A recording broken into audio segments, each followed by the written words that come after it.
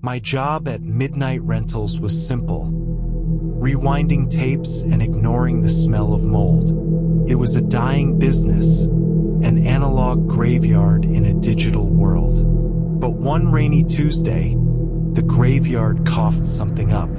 A single VHS tape, unlabeled, heavy, cold as a tombstone. There was no title, no date, just a generic black shell. My curiosity was my first mistake. My second was putting it in the VCR in the back room. The player groaned as if unwilling to eat it. I hit play, expecting family movies or a forgotten TV show. What I got was silence. The screen filled with grain, static. Then a picture emerged. It was an old park. The camera was distant, high up, like a silent observer. Empty. Just a swing set swaying slightly in the wind. A rusted slide. A few dead trees. There was no sound. The silence on the screen was louder than the rain outside. I must have watched that 10-minute loop 5 times. Each time, nothing changed. My boss arrived and I hid the tape. But the image of that gray, empty park stayed with me. Felt wrong. As if the silence was waiting for me.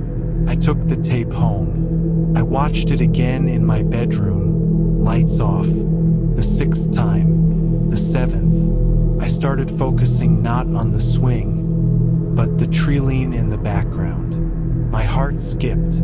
There, in the far left corner. Was it a tree before?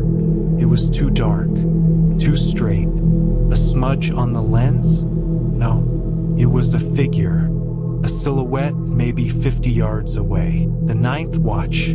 I was sweating. The tape hadn't cycled. It hadn't rewound. The figure was moving. It was closer. No arms, no face, just a tear in the static.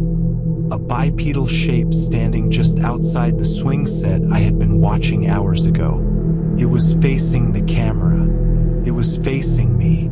Panic set in. I wanted to eject it, to destroy it, but I couldn't move. I felt like the camera, stuck in time, forced to watch. It knew I was watching. The screen grew grainier, the silence buzzing with a low frequency that hurt my ears. My own bedroom was starting to feel far away. The loop ended. The screen went to black static.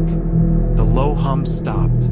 I finally moved, gasping for air, ready to rip the tape out of the machine. I looked at the black glass, seeing my own terrified reflection, and behind me, behind my reflection in the glass, the room was silent, but the static in my head was deafening. My own room, the door I always keep locked, there was something standing there, a shape with no face. It wasn't in the park anymore. It had found the camera. It had found the static. And now the static was in my house. If you enjoyed this descent into the static, don't forget to like the video and subscribe for more analog nightmares. Let me know in the comments, what would you do if you found an unlabeled tape in your house? Stay safe and keep your doors locked.